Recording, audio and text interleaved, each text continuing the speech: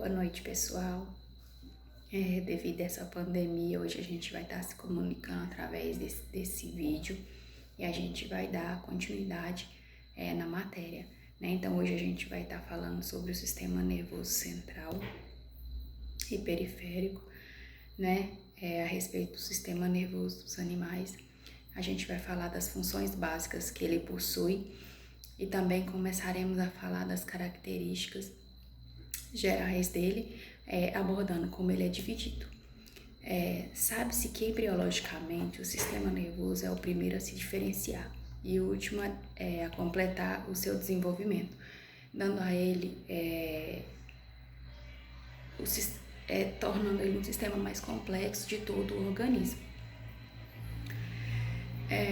Agora a gente vai falar das características gerais do sistema nervoso. A princípio, iremos falar da divisão do sistema nervoso. Podemos dividi-lo basicamente sob 3 pontos de vista: anatômico, fisiológico e embriológico. Falando a princípio sobre o ponto de vista anatômico, o sistema nervoso se divide em sistema nervoso central e sistema nervoso periférico. O sistema nervoso central, ele divide-se em encéfalo e medula espinhal. O encéfalo, por sua vez, ele vai se ramificar em 3 estruturas: cérebro, cerebelo e tronco encefálico.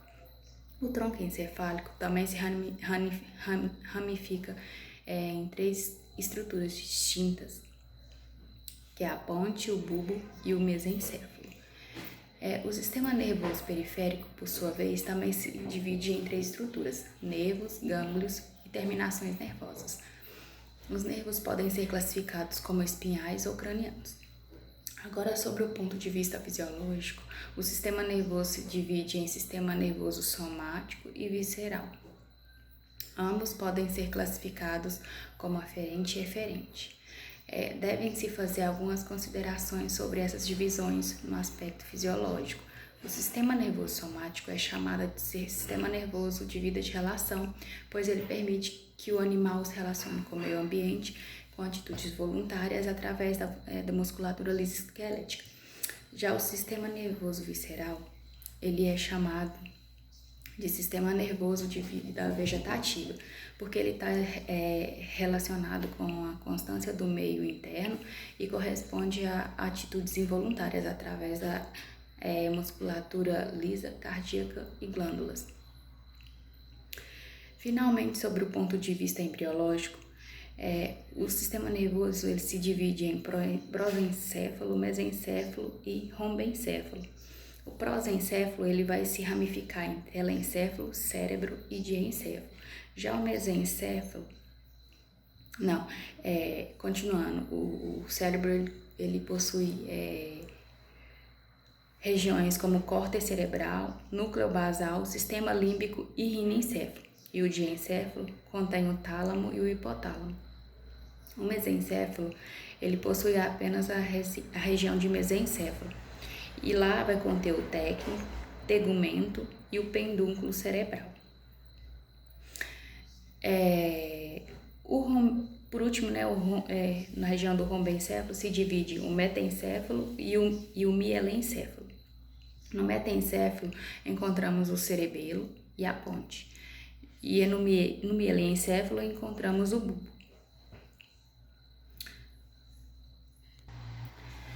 Quando se fala em tipos celulares e nervos,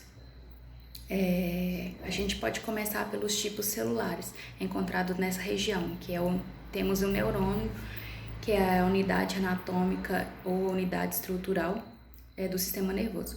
Ele consiste de 4 regiões distintas: o corpo celular, contendo o núcleo, citoplasma e organelas, os dendritos, o axônio e o terminal pré-sináptico, ou telodemo. Os axônios dos neurônios, eles podem ou não conter uma substância branca a ele aderida, que é chamada de mielina. No encéfalo e na medula, encontramos uma área acinzentada chamada de substância cinzenta, que contém agregados de corpos celulares. Também encontramos uma área clara, que chamamos de substância branca, onde contém as fibras nervosas mielinizadas. Os nódulos de Rainvier são intervalos circunstanciais que ocorrem emitentemente na baía de mielina, que vai garantir a condução saltatória do impulso nervoso. Os neurônios podem ser classificados quanto à sua morfologia, posição ou ainda quanto à sua velocidade de impulso nervoso. Quanto à morfologia, ele pode ser encontrado bipolar, multipolar e pseudo-unipolares. Quanto à posição, temos um neurônio aferente, que vai ser responsável por levar a informação da superfície do corpo para o interior, relacionando o meio interno com o meio externo. Temos também um neurônio eferente, que conduz o impulso nervoso do sistema nervoso central ao efetuador, que no caso é um músculo ou uma glândula. E por fim, temos um neurônio internuncial, ou de associação, que vai fazer a união dos dois tipos anteriores. O corpo celular destes vai estar sempre dentro do sistema nervoso central. Quanto à velocidade de condução do impulso nervoso, temos ainda fibras de vários tipos. As fibras do tipo A são de grande calibre e mielinizadas. Essas fibras elas são divididas em alfa, beta e gama. As fibras alfa são pró-receptoras do músculo esquelético. As betas são mecanorreceptoras da pele para o tato.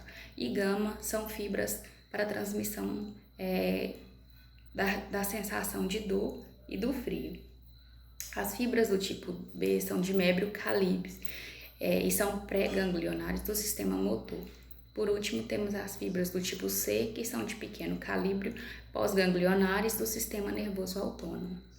Uma situação bem importante que deve ser observada é que o diâmetro de alfa é maior que o de beta e o diâmetro de beta é o maior que o de gama. A velocidade de condução do impulso nervoso de alfa é maior que o de beta e a velocidade de beta é também maior que a de gama. Então, com isso, a gente pode concluir que quanto maior for o calibre, ou seja, o calibre ou o diâmetro da fibra, maior será a velocidade de condução do impulso nervoso. Continuando a falar do impulso celular, falaremos das células da glia, que são células lábeis, que têm uma importante função no sistema nervoso. Elas não produzem potencial de ação. As células da glia, elas são classificadas em macróglia e micróglia. A macróglia se divide em astrócitos e células ependimárias.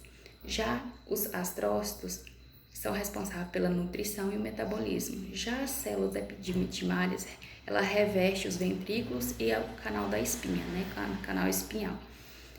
A micróglia se divide em oligodendroglia e ortegaglia. Esse aqui eu anotei na folhinha aqui, porque são uns nomes bem complicados.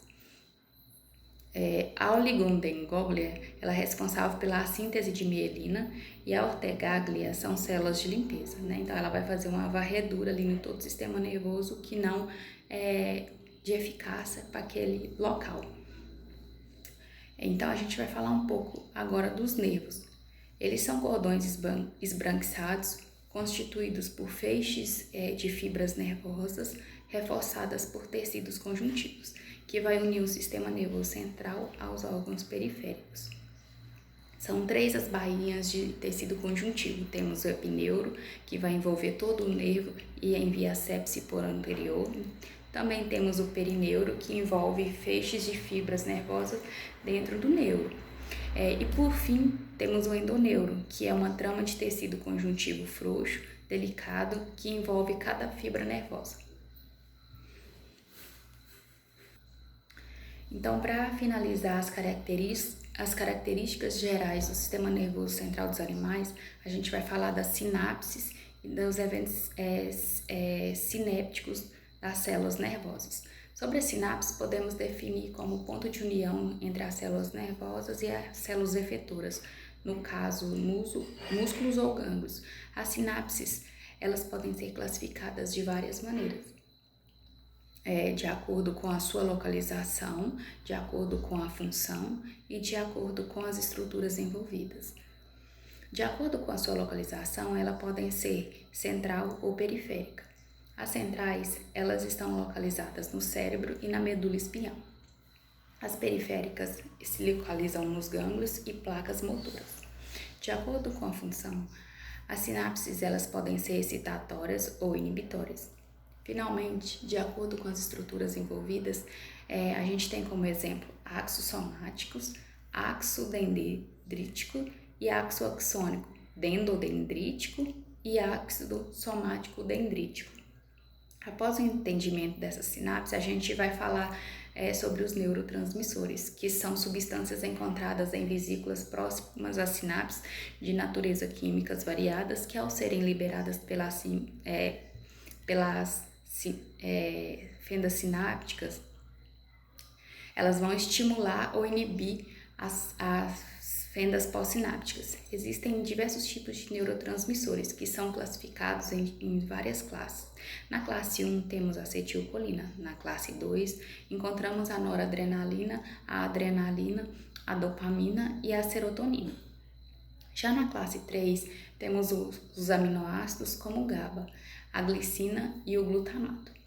Já os de classe 4, eles podem ser encontrados peptídeos.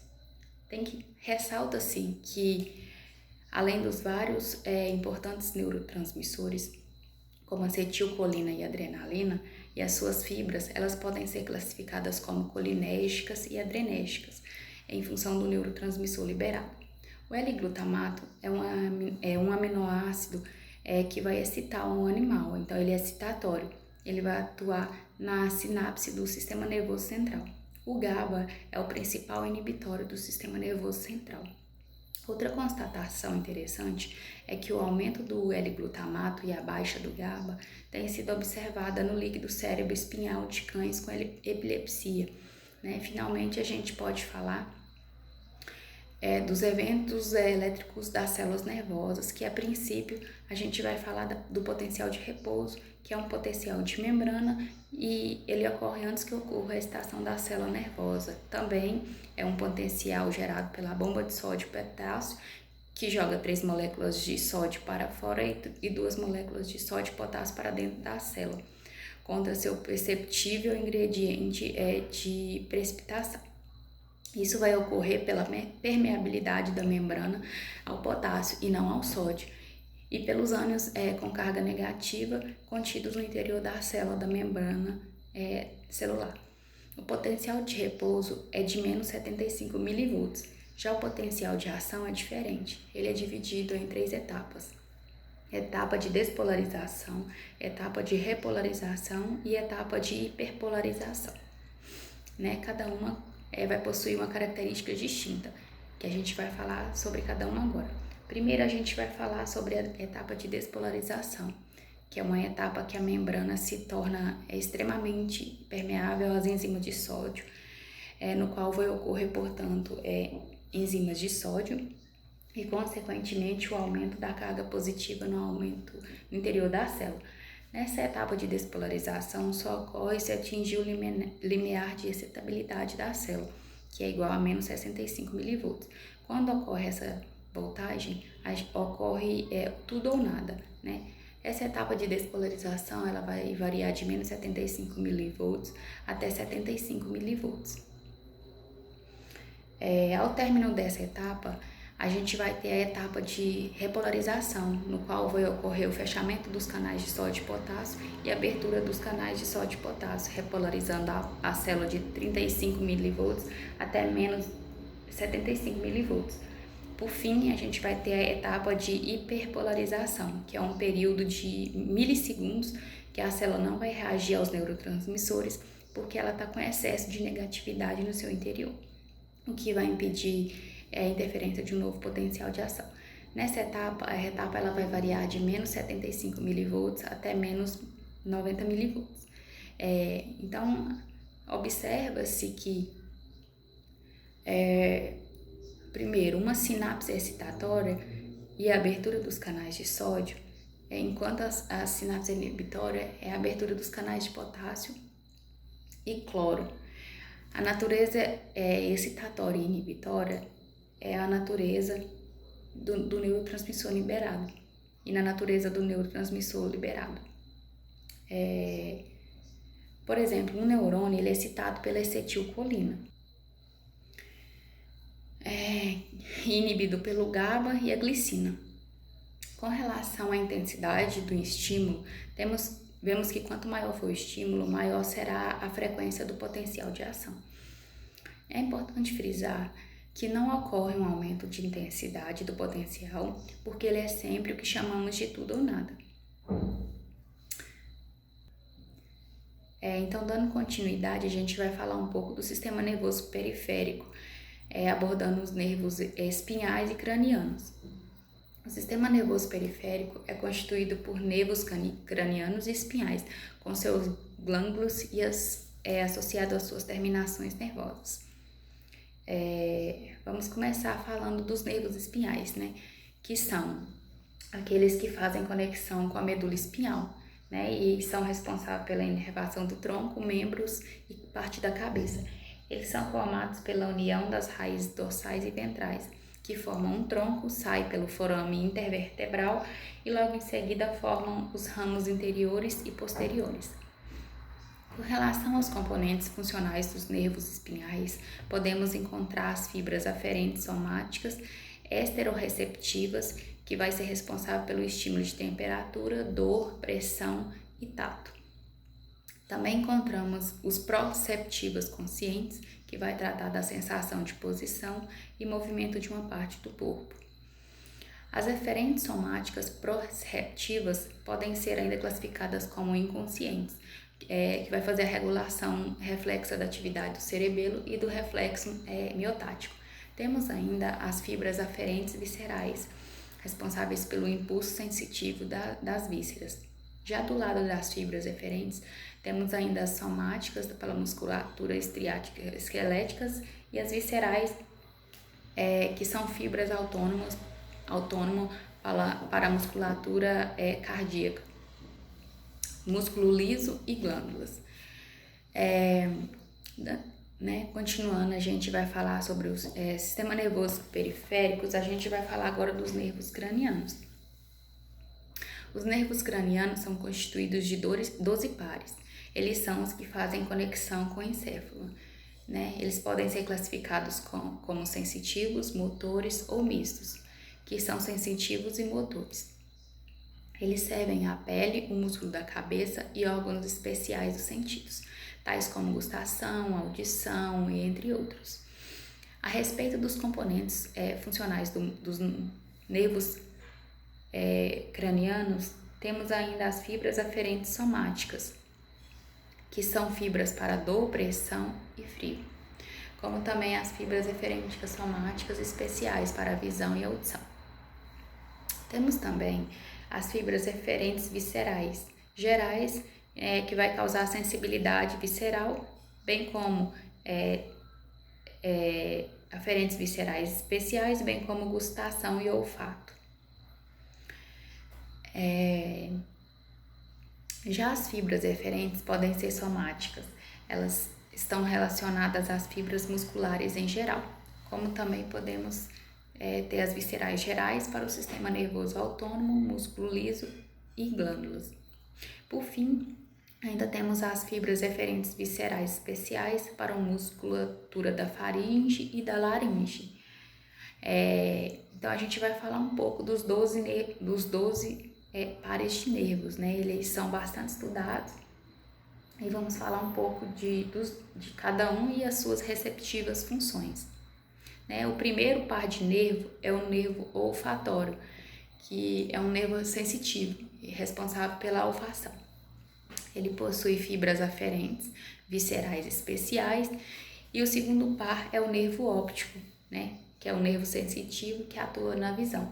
Ele apresenta as fibras aferentes somáticas especiais.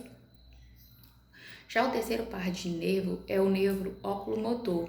Ele é motor e inerva os músculos extrínsecos do olho, como o músculo elevador da pálpebra, reto superior e medial, além do músculo oblíquo inferior. Ele possui fibras eferentes somáticas. O nervo troclear já é o quarto par de nervos cranianos. Ele também é motor e inerva o músculo oblíquo dorsal do olho. O quinto nervo é o nervo trigêmeo. Ele é responsável é um nervo misto, né? É responsável pela sensibilidade geral de grande parte da cabeça. Ele emite os ramos oftálmicos, mandibular e maxilar, sendo responsável pela sensibilidade geral de grande parte da cabeça. O nervo abducente é o sexto par de nervo. É um nervo motor e que vai inervar o músculo reto lateral do olho e possui fibras aferentes somáticas. Já o sétimo par é o nervo facial, que é um nervo misto. Ele é responsável pela sensibilidade da pele da face e fronte, conjuntivo ocular, dentes e por 2/3 da língua. O nervo vestíbulo coclear é um nervo sensitivo responsável pelo equilíbrio e audição. O nervo glossofaringe é o nono par de nervos cranianos. É um nervo misto, inerva o músculo constritor superior da faringe, inervação sensitiva e língua, né? Então, ele é responsável por tudo isso. Também a úvula, que eu esqueci de falar. Seios e corpos corotivos, faz também parte do pavilhão auditivo, glândula parótida e algumas outras. O décimo par de nervo é o nervo vago. Ele também é um nervo misto que inerva os músculos da faringe e laringe, além da sensibilidade de parte da faringe, laringe, traqueia, esôfago, vísceras vísceras torácicas e abdominais, parte do pavilhão auditivo e do meato acústico externo. O 11º par é o nervo acessório, né? Ele é um nervo motor que inerva o músculo do trapézio e do esternocleidomastoide. O 12º e último par de nervos cranianos é o nervo hipoglosso. Ele é motor como o anterior, né? E inerva o músculo motor da língua. Sobre as terminações nervosas, é importante saber que quando a fibra é aferente, o nervo é sensitivo e parte dos receptores. Quando é eferente, o nervo é motor e o impulso vai para as placas motoras. Analisando a princípio as terminações nervosas sensitivas, a gente pode classificar elas quanto à morfologia, né? Pode-se encontrar dessa forma as gerais e especiais. As gerais, estruturas morfologicamente simples, localizadas em todo o corpo, podendo ser classificadas como lixas, né? Capacidade de percepção e sensação da dor. A outra classificação das gerais são as encapsuladas, com cápsula do tecido conjuntivo, que temos como exemplo, temos o corpúsculo de Meissner, atuando nas mãos e pés para tato e pressão. O corpúsculo de Weiter-Pacini, que vai atuar no tecido subcutâneo das mãos e pele, peritônio, cápsula visceral e dentre vários outros, para proporcionar sensibilidade vibratória. O corpúsculo de Krause encontra-se na pena conjuntiva, mucosa da língua e genitais internos, verificando o frio. Já o corpúsculo de Ruffini, ele se encontra nos mesmos locais de Krause, só que ele vai atuar na sensação de calor. As terminações nervosas sensitivas especiais, elas são estruturas de morfologia mais complexa e vai fazer parte dos órgãos do sentido, localizado na cabeça. Como exemplo, temos os botões gustativos, que é relacionado à gustação, o órgão de Corti, quando se trata de audição, a mácula estática e crista ampular, né, cuidando do equilíbrio do animal, cones e bastonetes relacionado à visão, e receptores olfativos para a olfação. Além da classificação morfológica, temos também a classificação quanto à localização. Existem 3 tipos de classificação quanto à localização: extroreceptoras, sensível à variação do meio externo; interoreceptoras, sensível à variação do meio interno; e proprioceptoras, no qual a esteroceptores, que vai estar localizada na superfície externa, né, e são ativados através do frio, calor ou pressão. Além desses, inclui-se receptores responsáveis pelos sentidos especiais da visão, audição, olfação e gustação. estão ligados a fibras aferentes somáticas e viscerais, né, dos nervos cranianos e espinhais, tanto gerais quanto especiais. Com relação aos interreceptores, eles estão localizados nas vísceras e vasos, que também são chamados de visceroreceptores. Ele vai dar sensação de fome, sede, prazer sexual e dor visceral, além de informar quanto à pressão de oxigênio e gás carbônico, a osmolaridade do plasma e a pressão arterial. São também considerados interreceptores dos sensores do ouvido interno para a sensação especial de equilíbrio. Os interreceptores estão localizados nas fibras aferentes viscerais. E por último temos os proprioreceptores, que estão localizados profundamente no músculo esquelético, tendão, fáscia, ligamento e cápsula articulares, que vai dar origem a impulsos proreceptivos conscientes e inconscientes. Os conscientes, eles vão atingir o córtex cerebral, permitindo perceber as ações do corpo, assim como parte da atividade muscular e os movimentos articulares. São, portanto, responsáveis pelo sentido de posição e movimento. Já os inconscientes não despertam nenhuma sensação, sendo utilizado para a regulação da atividade reflexo muscular através do reflexo miotático ou da atividade do cerebelo. Por fim, as terminações nervosas sensitivas podem ainda ser classificadas quanto à reação. Elas podem ser mecanoreceptoras, responsáveis pela sensação tátil da pele, receptores profundo do tato, receptores de som, do equilíbrio, da pressão arterial. Temos os fonoreceptores, que são para o som, os fotorreceptores ou eletromagnéticos, que são receptores da visão. Os termorreceptores, eles vão detectar o frio e o calor. Os osmoreceptores são receptores da osmolaridade plasmática. E os quimiorreceptores são receptores do olfato, do paladar, das sensações do vômero nasal, da pressão parcial de oxigênio, da pressão parcial do gás carbônico, osmolaridade e receptores hormonais. Os nociceptores são responsáveis por perceber sensações dolorosas. É importante destacar que a maioria desses receptores podem responder a estímulos onde não estão especializados, porém os limiares têm que ser muito altos. Visto todas essas terminações nervosas sensitivas, a gente pode falar das motoras, que podem ser somáticas ou viscerais. As somáticas terminam na musculatura estriada esquelética, portanto o movimento é voluntário. Já as viscerais, ela termina na musculatura lisa, cardíaca e glândulas, logo do sistema nervoso autônomo.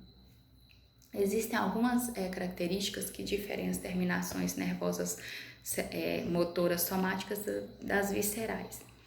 A somática forma a placa motora. Já a visceral, ela não existe placa motora. A somática, a fibra é sempre colinérgica. Já a visceral, a fibra é colinérgica ou adrenérgica, então tem as duas. A somática, o músculo termina na musculatura esquelética, já a visceral termina na lisa, cardíaca ou glândulas. Então tem essa diferenciação aí entre os dois.